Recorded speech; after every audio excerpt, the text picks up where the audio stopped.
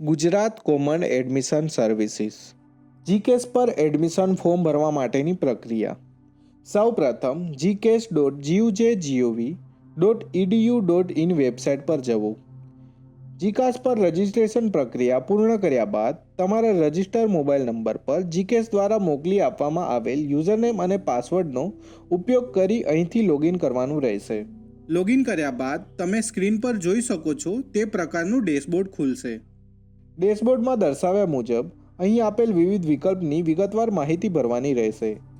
વિકલ્પવાર જેમ જેમ વિગતો ભરવામાં આવશે અને સંપૂર્ણ હશે તેમાં લીલા રંગનું ટિકમાર્ક આવી જશે અને જે વિકલ્પમાં વિગત અધૂરી કે ભરવાની જ બાકી હશે તે પેન્ડિંગ તરીકે જોઈ શકશે, જેથી તમે તમારી બાકી રહેલી વિકલ્પોની વિગતો સરળતાથી પૂર્ણ કરી શકશો. અહીં સૌ પ્રથમ તમારે પેમેન્ટ કરવાનું રહેશે. જ્યારે તમે ઇનિશિએટ પેમેન્ટ પર ક્લિક કરશો એટલે તમને પેમેન્ટ પેજ જોવા મળશે, જેમાં પેમેન્ટ માટેના વિવિધ વિકલ્પો ઉપલબ્ધ હશે, જેમાંથી તમને અનુકૂળ વિકલ્પ પસંદ કરી પેમેન્ટ પ્રોસેસ પૂરી કરવાની રહેશે. તેનું સ્ટેટસ તમે ડેશબોર્ડ પરથી જોઈ શકશો.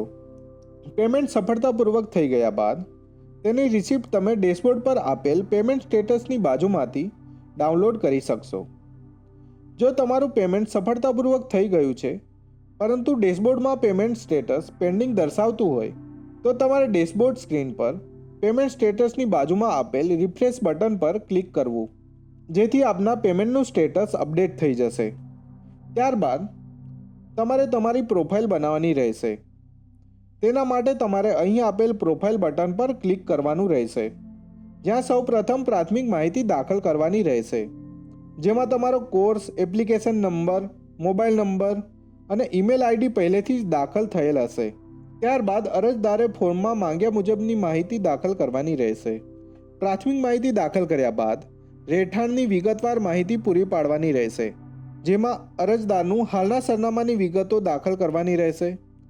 અને જો તમારું હાલનું સરનામું અને કાયમી સરનામું બંને એક જ હોય તો અહીં જે બોક્સ આપ્યું છે તેમાં ક્લિક કરવું. ત્યાર પછી અહીં તમને ધોરણ 10ની વિગતો પણ ભરવાની રહેશે, જેવી કે પરીક્ષા પાસ કર્યાનો મહિનો, વર્ષ, સીટ નંબર અને ટકાવારી. ત્યારબાદ અહીં તમારો તાજેતરનો ફોટોગ્રાફ્સ અને સહી અપલોડ કરવાની રહેશે. અરજદાર પાસે ફોટોગ્રાફ 5 MBનો અને સહી 2 MBની મહત્તમ સાઇઝના તાજેતરના હોવા આવશ્યક છે. તમામ માહિતી ભરાઈ ગયા બાદ એકવાર તમારી બધી માહિતી ચકાસી લઈ સેવ અને નેક્સ્ટ પર ક્લિક કરો. ત્યારબાદ તમારી સમક્ષ એક નવું પેજ આવશે જે હશે શૈક્ષણિક વિગતો અંગેનું. સૌથી પહેલાં અહીં આપેલ વિકલ્પ પૈકી પૂર્ણ થયેલ કોર્સ પસંદ કરવાનો રહેશે. ત્યારબાદ જો તમે ધોરણ 12ની પરીક્ષા પૂર્ણ કરેલ હોય તો અહીં આપનું પરીક્ષાનું બોર્ડ, પરીક્ષા પાસ કર્યાનું વર્ષ, મહિનો, સીટ નંબરની માહિતી પૂરી પાડી ફેચ ડેટા પર ક્લિક કરશો એટલે તમારી માર્કશીટ મુજબની માહિતી ફોર્મમાં આવી જશે.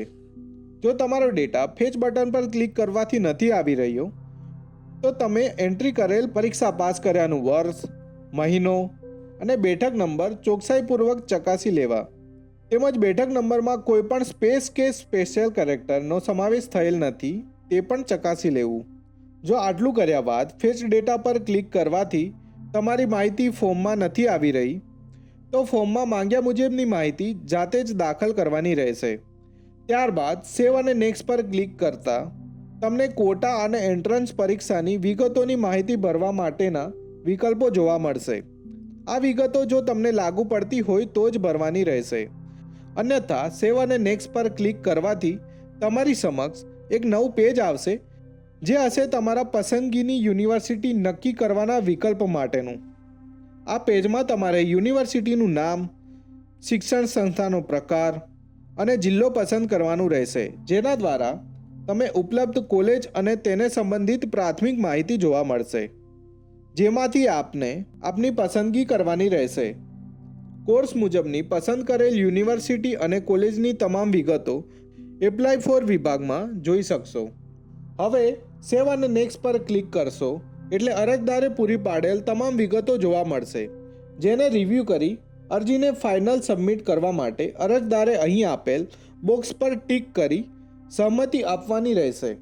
ત્યારબાદ જ અરજીને ફાઇનલ સબમિટ કરી શકશે. આ રીતે તમે ઓનલાઈન એડમિશન રજિસ્ટ્રેશન પ્રક્રિયા પૂરી કરી શકશો. તમારી એપ્લિકેશનનું સ્ટેટસ ડેશબોર્ડ પર જોઈ શકશો.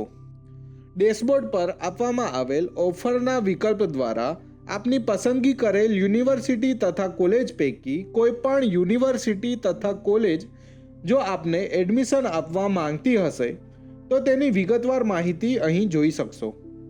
આપની પસંદગી કરેલ યુનિવર્સિટી તથા કોલેજ દ્વારા એડમિશન કન્ફર્મ થયા બાદ તેની વિગત આપને અહીં આપેલ અલોટમેન્ટ વિભાગમાં જોઈ શકશો. ડેશબોર્ડ પર નોટિસ વિભાગ આપવામાં આવેલ છે, જેમાં તમને યુનિવર્સિટી અને કોલેજની તમામ નવી અપડેટ્સ જાણી શકશો.